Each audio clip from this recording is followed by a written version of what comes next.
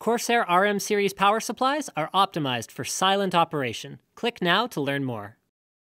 Welcome to my unboxing and overview of the SteelSeries 5Hv3. So as you may or may not have figured out, the 5Hv3 comes after the 2 and before presumably the 4, because if SteelSeries is going to keep rolling the way that they've been rolling for this last little while with more, better audio products all the time, we'll probably see a new revision at some point. But in the meantime, this is what we've got, folks. So packaging-wise, it's pretty straightforward. You take it out, and then you have the headset sitting there.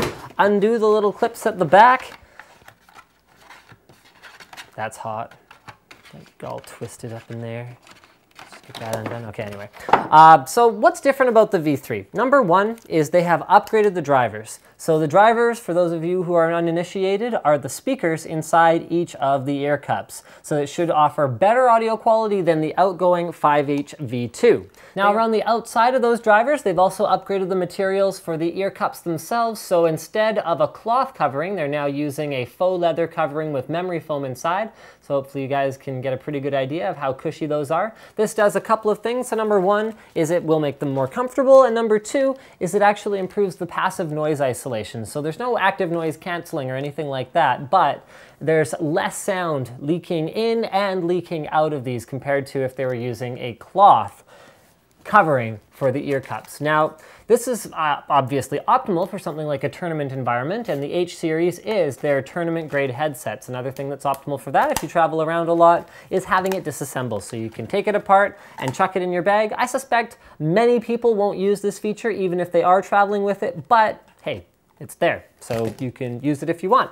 The contacts are very robust looking, so you can actually see how the wiring is done between the two ear cups, so I wouldn't worry about those wearing out over time. All right, so let's move around to the left side here. Ah, yes, that right there, a SteelSeries staple, the infinitely posable, see that? Look at that, I love that. Put it wherever you want. The infinitely posable retractable microphone. The actual reason I switched from my HD555s for gaming to the SteelSeries 7Hs back when I got those a couple years ago. As with any SteelSeries headset, I would expect the microphone to be good quality. Some gaming headsets have microphones, but they're terrible. I have never yet had this experience with a SteelSeries headset. The headphones are, of course, adjustable, so you can go anywhere from sort of super tall cone head guy setting, so right about, you know, there, down to something that's quite a bit too small for me, so it kind of sits on the bottoms of my earlobes.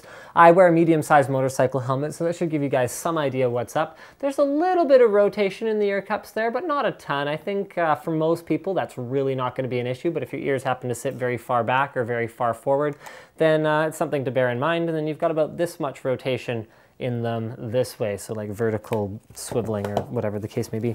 The cable's very nice, so they're using a double braided cable this time around, and that might seem like it doesn't matter, but if you have cats it might, or if you run over your cable with your mouse particularly vigorously, no, that actually won't matter, but cats definitely.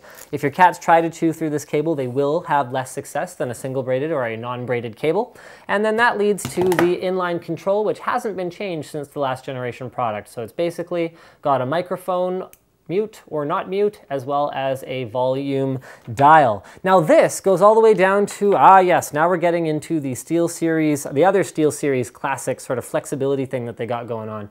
So right here is their swappable cable system.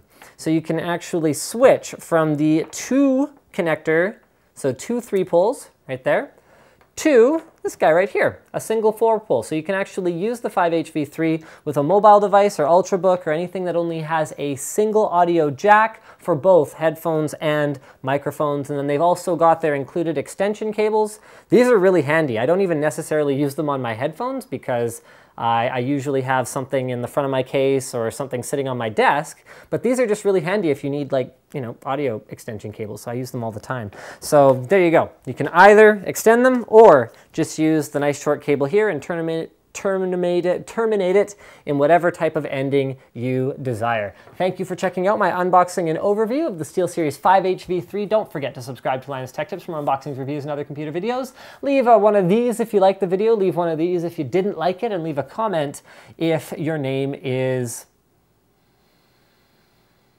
Salamander. And I feel bad for you.